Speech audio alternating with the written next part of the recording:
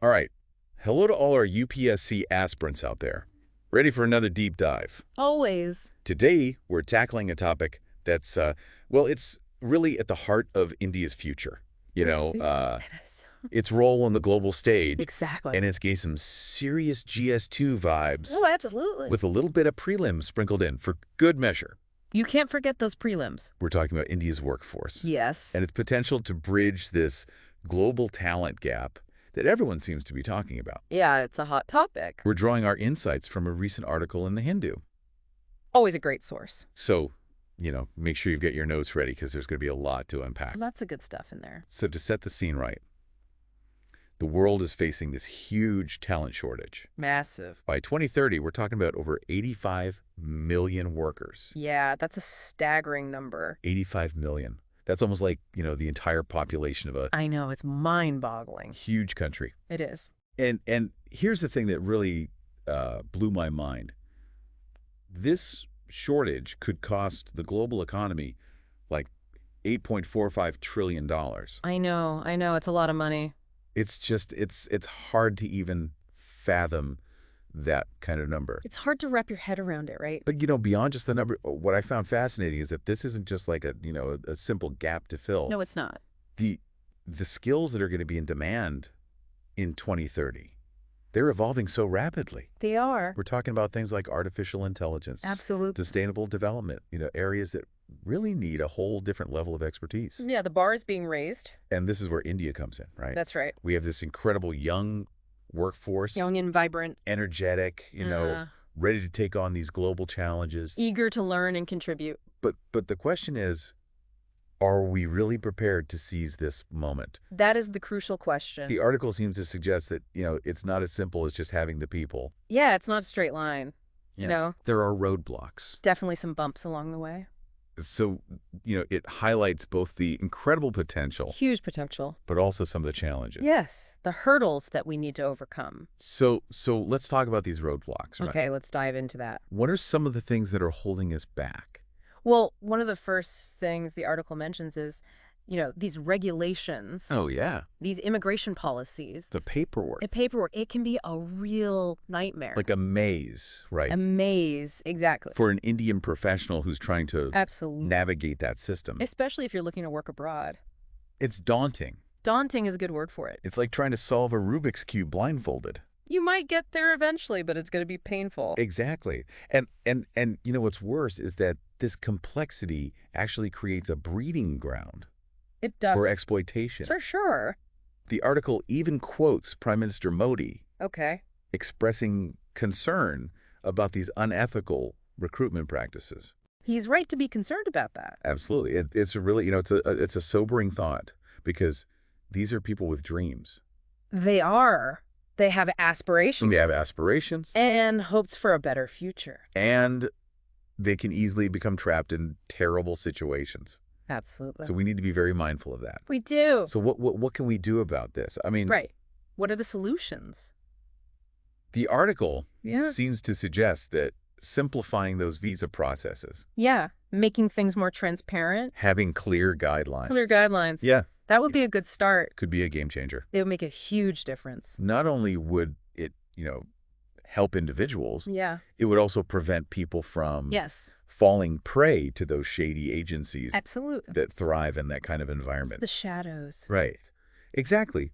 But it's not just about the paperwork, right? No, it's not. There's something else that I think is really, really important. Okay. What's that? And the article delves into this. And that is the issue of skill mismatches. Ah, yes. It's not just about having a degree anymore. Right. It's about having the right skills Well, that actually align with what the global job market needs. Yeah, it has to match the demand. And the article gives this example that really stuck with me. And they talk about, imagine you're a qualified doctor from India. Yeah. Highly skilled. Highly skilled, right? Ready to contribute to, a global healthcare system. Absolutely. But your Indian medical degree Yeah.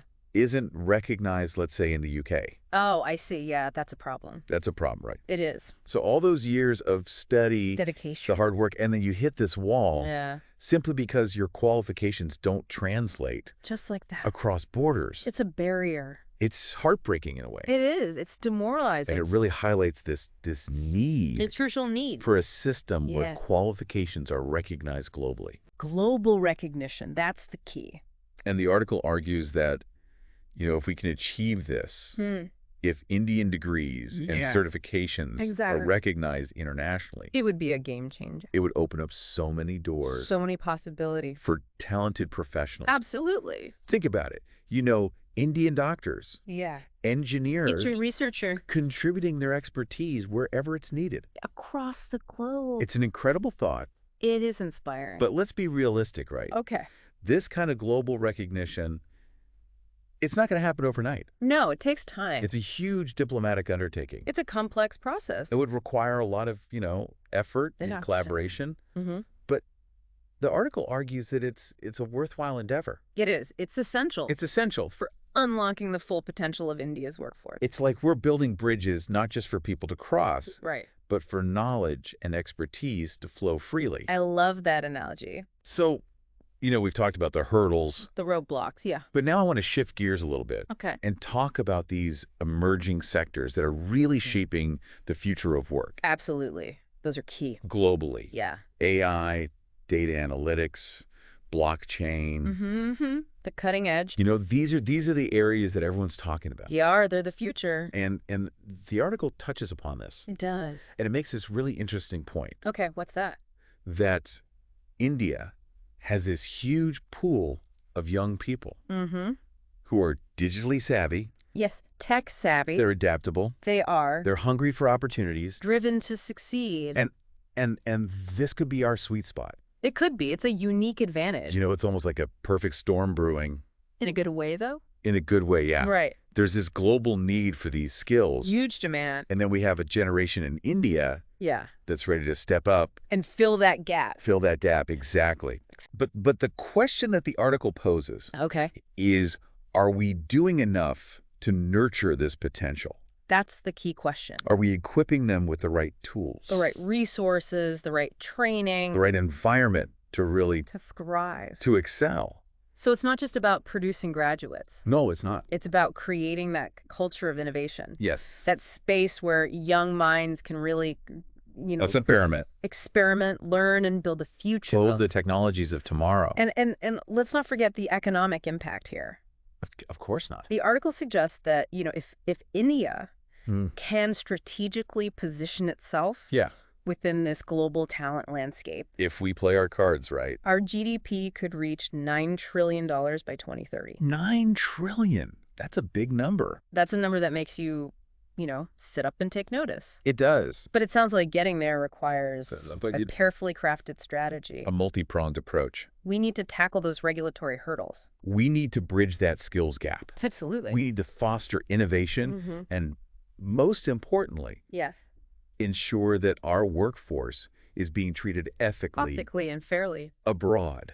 That's crucial. It's a tall order, It is. but the potential rewards are Yeah. immense. They are. Now, for our UPSC aspirants out there, Yes. this is prime GS2 material. Oh, absolutely. We're talking international relations, Mhm. economic development, Yes. even social justice, All connected. all intertwined. It's a complex web. And for those of you who are prepping for prelims, Right. don't forget those key facts and figures They're important. from the article. They could show up on the exam. They could be the key to cracking that exam. Absolutely. So we've set the stage, we've explored the potential, we've uncovered some of the challenges, But there's more to come. but there's so much more to delve into. Right. We've only just scratched the surface. So stay tuned for part 2 of this deep dive, It's going to be good. where we'll dissect this article even further We'll go deeper. and uncover more insights Oh, gems. that are relevant to your UPSC journey. Absolutely. And before we go, Yes. if you're finding this deep dive helpful, Well, I hope you are. hit that like button, Yeah, show us some love. subscribe to the channel, And don't forget to. and leave your questions and thoughts in the comments below. We love hearing from you. You'll be sure to address them in future episodes. We'll do our best. Welcome back to our deep dive, folks. We're picking up where we left off, exploring India's workforce and its potential, to bridge that global talent gap. Yeah, we talked about the sheer scale of this opportunity. Yeah. In part 1, millions of jobs, Mm-hmm. trillions of dollars. Massive. But we also started to uncover some of the roadblocks that India faces, right? Right. Those hurdles we got to jump over. And for our dedicated UPSC aspirants out there, Yeah, you got to know this stuff. these are the hurdles you really need to understand. Absolutely. We're not just talking about economics here, but, policy diplomacy, Social issues. social issues. Whole shebang. This is core GS2 prep. Right in the sweet spot. So let's dig a little deeper into some of those roadblocks All right, let's get to that it. we touched upon earlier. Okay. One that really stands out in the article Yeah. is this whole tangled web of regulations Oh, yeah. surrounding work visas and permits. It can be a real headache. Oh, it's a nightmare. For Indian professionals trying to work abroad, I mean, it's... It's like trying to navigate a jungle Yes. with a compass and a very vague map. And it's a dense jungle, too. You might eventually find your way, but it's going to be a long and exhausting journey. It really is. And unfortunately, that complexity, it actually creates opportunities It does. for exploitation. Yeah, people can take advantage. The article highlights Prime Minister Modi's concerns about these unethical recruitment practices. Absolutely. He's right to be hurried. We need to protect our workforce from falling prey to those who would exploit them. Absolutely. They have dreams, aspirations, hopes for a better future. And we need to safeguard that. We do. Make sure they're protected. The article suggests that streamlining those visa processes, Yeah. making the rules clear, transparent, Simple, straightforward.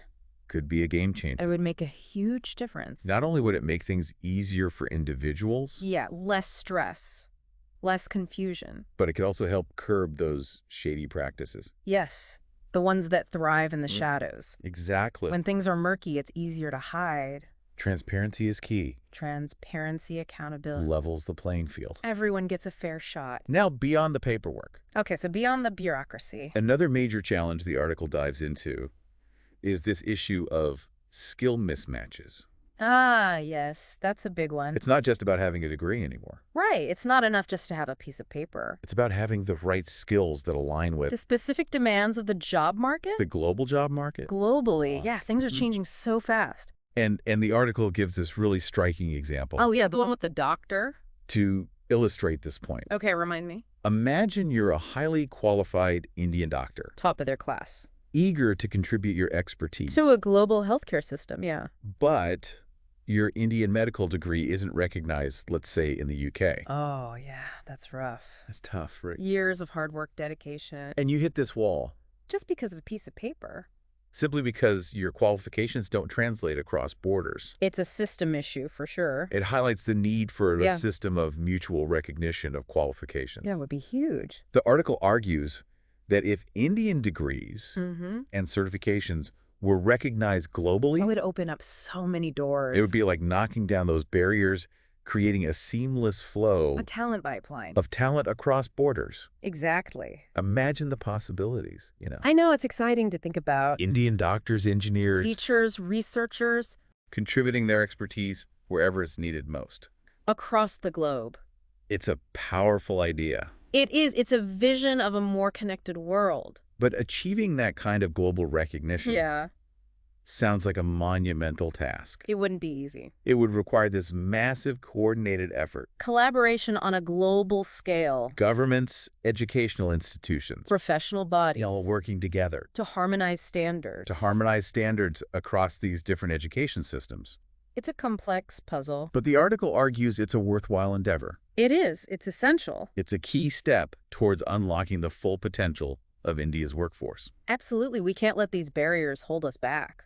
It's like building bridges between different education systems, Yeah, I like that. allowing knowledge and expertise to flow freely. Exactly. Breaking down those silos. Now, let's shift gears a little bit and talk about those emerging sectors that we touched upon earlier. Okay, you mean the ones that are really shaping the future? AI, data analytics, blockchain. Those are the hot topics. The fields that are really, at the forefront The cutting edge. of the future of work globally. Yeah, those are the skills in high demand. And the article paints a really interesting picture here. All right, I'm curious. They point out that India has this vast pool of young people We do have a young population. who are digitally savvy. They've grown up with technology. They're adaptable, They're quick learners. and they're driven. They want to make a difference. This could be our real strength It's a huge asset. in the global talent race. We have the potential to be a leader in these fields. It's like we're at this crucial intersection, right? The stars are aligning. There's this global demand for these cutting-edge skills. And we have a generation in India ready to fill that gap. It's an incredible opportunity. It really is. But the article raises a crucial question. Okay, shoot. Are we doing enough to nurture this talent? Are we providing the right support Are we equipping them with the right tools and resources to thrive? to reach their full potential? So it's not just about having the raw talent. Right, potential needs to be nurtured, It's about creating the right environment the right ecosystem for that talent to flourish. to blossom. The article emphasizes the importance of Yeah. investing in specialized training programs, Mm. fostering innovation hubs, Creating those spaces where creativity can thrive. creating a space where young minds can really, experiment and push the boundaries Yeah, those are the incubators of the future, of these technologies. where the magic happens. And the potential payoffs are huge. Well, let's not forget the economic impact. Exactly. The article suggests that if India can successfully position itself, Yeah, within this global talent landscape it could lead to a significant economic boost, they're talking about. potentially propelling our GDP to $9 trillion by 2030. $9 trillion by 2030. It's a game changer. That's a number that really makes you stop and think. It's a bold ambition, but I think it's achievable. But achieving that requires a carefully crafted strategy, A multi-pronged approach. addressing those regulatory hurdles, Absolutely, we've got to streamline those processes. bridging in those skill gaps, Investing in education and training. fostering innovation, Creating that culture of innovation. and most importantly, Yes, this is crucial. ensuring ethical recruitment practices Protecting our workforce. to protect our workforce on the global stage. It's about creating a system that benefits everyone. It's a complex equation, It is. There are many moving parts. but the potential rewards are immense. are immense. It's a challenge worth taking on. Now, for our UPSC aspirants, Yeah, you guys got to pay attention. remember this topic goes far beyond just economics. Oh, it's so much bigger than that. It touches upon multiple dimensions of GS2. International relations, economic development, social justice. Think about the policy implications, the diplomatic challenges, The ethical considerations. the ethical considerations. It's all connected. And for those preparing for prelims, Yes, don't forget about prelims. take note of those key facts and figures highlighted in the article. Those are important. They could very well appear in your exam. You never know what they'll ask. We've explored the challenges, The hurdles. but there's another side to this coin. Okay, what's that? India's unique strengths Ah, yes. and the potential solutions we can leverage. We've got a lot to offer. We'll delve into those in part 3 of our deep dive. Sounds good. I'm looking forward to it. All right, welcome back to our deep dive. We've covered a lot of ground, explored the challenges, the hurdles. Now let's shift our focus to what India brings to the table, the strengths. The positives, the advantages. Exactly. What are our assets in this whole global talent game? Well, despite all the complexities we've discussed, the article highlights something really interesting. Okay, what's that? It's that there's a generally positive perception Oh, that's good. of Indian workers And it's encouraging. in those international labor markets. And it's not just about, filling a gap. No, it's not just about numbers. There's something more to it. There is. It's about quality, too. So why is that? Why do you think Indian workers are viewed so favorably? Well, the article suggests it's because they've built this reputation for being Okay, skilled, hardworking, and adaptable. those are valuable traits. They are highly sought after. So it's not just about filling a need. No, It's about bringing a certain level of expertise, a strong work ethic. a certain mindset to the table. Exactly. And that's a real advantage for India. It is. It sets us apart. But of course, with this positive image comes a responsibility Oh, absolutely. to safeguard it. To protect it. And the article really emphasizes that. It does. It talks about the need to ensure ethical recruitment practices. Yeah, cracking down on any illegal migration, Making sure things are done the right way. protecting the well-being And the reputation. and the reputation of our workforce abroad. That's crucial. Absolutely. It's about creating that sustainable system Where everyone benefits. where everyone benefits. The workers, the companies, and ultimately India. Exactly. And speaking of India, let's connect this back to that bigger picture. A Viksit Bharat vision. The Viksit Bharat vision, exactly. A developed India. How does tapping into this global talent pool, How does it contribute to that goal? how does it contribute to that goal of a developed India? Well, the article lays out a few key connections. Okay, I'm listening. First, imagine skilled Indian workers contributing to economies worldwide. Earning valuable foreign exchange, Exactly. That income flows back to India. boosting our own economy. It's a virtuous cycle. It is, our workforce fuels global growth. And that growth, in turn, fuels India's development. It's a win-win. It is a symbiotic relationship. But it's not just about the economics, But right? there's more to it than that. What other knowledge transfer? Ah, yes. When those workers return to India, They bring back new skills, new perspectives, a global mindset, and that can really spark innovation. and drive progress across different sectors. It's a brain gain, not a brain drain. Exactly. We're not losing talent, we're gaining it. And finally, by strategically positioning ourselves, In this global talent landscape. India can really elevate its standing. That's a world stage. It's about showcasing our potential, not just as an economic powerhouse. But as a hub of innovation and talent? Now, before we wrap up, I want to circle back Okay. to a concept you mentioned earlier, circular migration. Can you explain what that means Sure, no. and why it's relevant in this context? So circular migration, it refers to a system where workers move between countries Okay. for temporary periods, Right. returning to their home country Right. once their contracts are complete. So it's not about permanent relocation No, it's about a more fluid exchange. of skills and labor, Exactly. like a temporary exchange program. Yes, but for skilled professionals. What are the benefits of this model? Well, the article suggests that circular migration could be a win-win. Okay, how so? For India, it means workers gain valuable international experience. Without permanently leaving the country. Exactly. They acquire new skills Broaden their horizons. and then return home, potentially bringing those skills back. To benefit the Indian economy Exactly. and for the receiving countries.